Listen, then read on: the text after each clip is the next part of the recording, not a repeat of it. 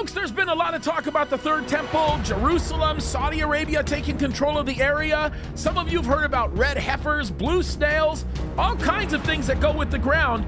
Pay attention to what's happening, folks, because the nations that surround that area, it's about to go down. And Israel is at the center of it.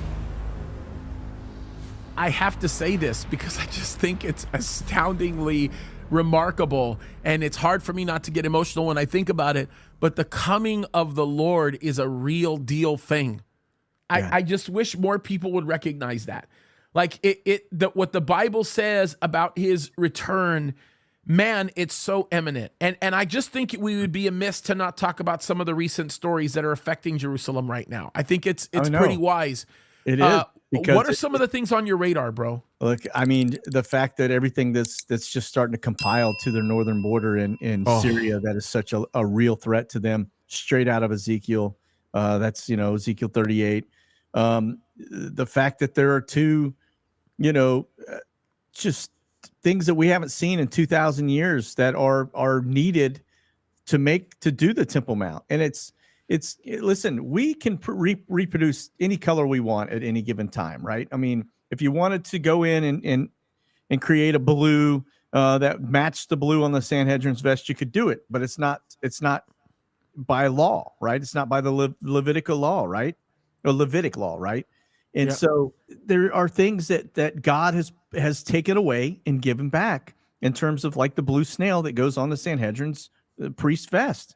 It's a particular color blue that only comes from that blue snail that hasn't been seen in 2,000 years.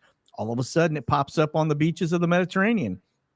I mean, there's just so many things you could go through and hit on the red heifer, a pure red heifer. I mean, remember, God gives life and he takes life away. And so he is the one that has to give that life for the red heifer to be perfect and without any kind of blemish.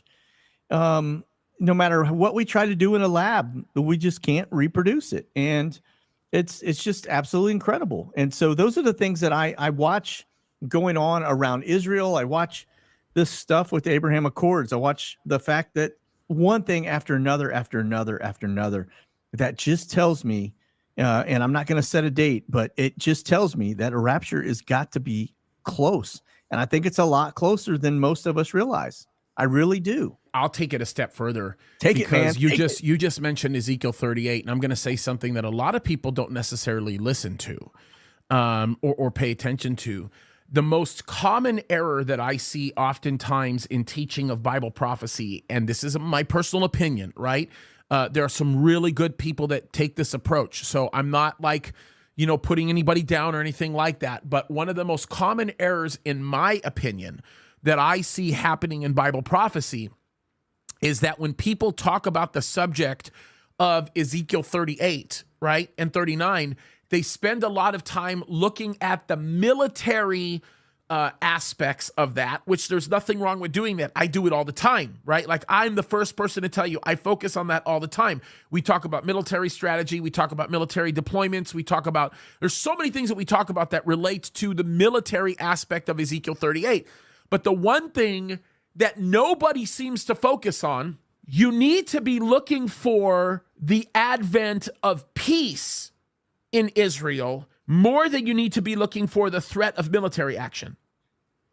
Because the thing that Ezekiel makes very clear is that Israel is in a time of peace, number one. Number two, they're in a time of economic strength and security. Number three, the mentality about their peace has taken such a dynamic turn that they have unfenced cities. Yeah. Meaning their security is not nearly as significant as some people might think. In other words, they're not thinking about security per se, because in their mind, who in the world is going to do this? Who's going to attack us? Yeah. Israel is already beginning to develop a reputation for being a country that is going to be the answer for everybody's economic safety and security that surrounds them. Israel is going to be the answer for the energy problem in Europe. Israel is going to be the answer for Russia backing down a little bit. Israel is going to be the answer for holding Iran at bay Okay, keep in mind, that's why Saudi Arabia is making the normalization deal with Israel, because it automatically enlists Israel's interest to defend them from Iran without having to enter into a NATO-type alliance. Yeah. Like, I would focus on all the movements towards peace. And when you start looking at what's going on with Jerusalem right now and those movements, it's far more significant than anything else. Yep, it really is. And that is, you can't look at the current situation and really deny anything that is within the Bible in terms of end time prophecy and think that it's not what it is. You know, that's to your point. The peace is going to come before the war. And I think this Saudi deal is what is going to pull all of that together. I think as soon as the Saudis pull this thing together, the Temple Mount gets freed up, and that because the Temple Mount is the point of contention throughout Israel between the Arab Israelis and the Jews. Okay. And so if the Temple Mount becomes no longer a pertinent point, right, a point of contention, then everybody has basically got nothing to fight about. So dude, it's so right. Right? That's good analysis. So Saudi will come in because Jordan controls it now, right? And so Saudi will come in, they'll take over, and they'll basically tell their people, hey, listen, we'll give you free trips to Mecca from here. You go there, you can go worship, the little G all you want to. This spot right here is going to go to the Jews. We're going to take down the gold dome, and they're gonna put up the third temple. Everybody will basically put down the rocks, and I'm telling you, that's probably how this will all go down, and nobody will be able to get their head around it because we've been watching this for thousands of years, where they've been cracking heads, for so long over this spot, because that is the point of contention. And as soon as that goes away, peace comes into the land. You don't need, Muslim drivers to go into Jewish communities anymore. It's going to just everybody will just chill out. I think so, and I'm gonna take a bigger risk than even you, Monkey. And I'm gonna say something that's even more significant. I think, this is my opinion, I think you will likely achieve the kind of peace that we're talking about with respect to the prerequisite for the theater of Ezekiel 38 to be formed. I think you'll probably achieve that peace. This is no joke. Like, I'm not messing around. You'll probably achieve that peace before the commencement of the construction of a temple. Now, and I'll tell you why that bothers some people when I say that. Yeah. It bothers people when I say that because it implies that maybe the return of Christ might not be as soon as we think. But you understand how fast things like that can happen? Like, you could wake up overnight. Yep. The reality of it is it can happen at any moment. I agree with you, because you're going to need to have that cart before that horse in order to build that third temple. There's no way you're going to get anybody up there until something like that happens to start building things, unless the IDF comes in and basically locks that whole area off and they're bringing stuff in to build. But that would be a point of contention. They would fight. It would be a bloody battle right there in Jerusalem. Yep. Listen, I agree. And here's the thing that people don't look, Ezekiel 37 for a reason.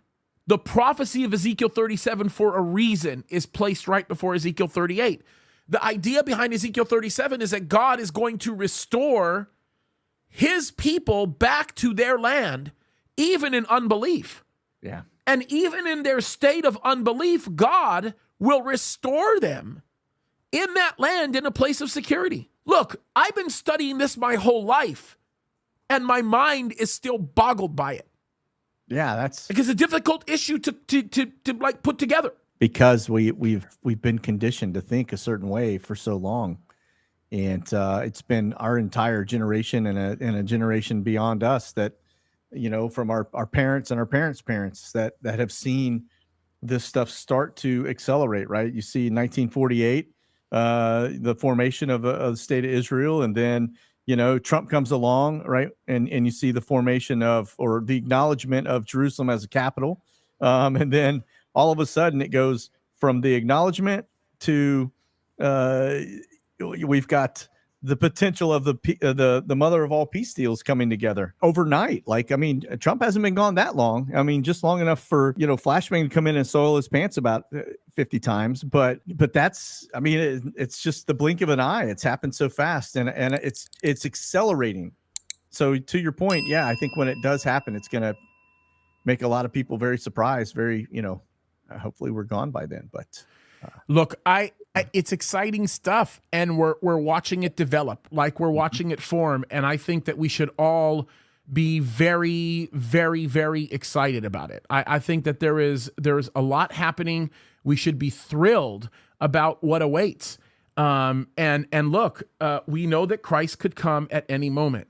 Yeah, I would just say, listen, God is sovereign, and he's got a plan for all of us, and he is faithful and true, and just keep the faith, man. Faith over fear. Don't let all this stuff distract you and bother you, and because there ain't nothing you and I can do to change any of it. This is all things go according to God's will, and you guys got to be strong in faith. And this is a good time to know your Bible, to know the Word, and be ready.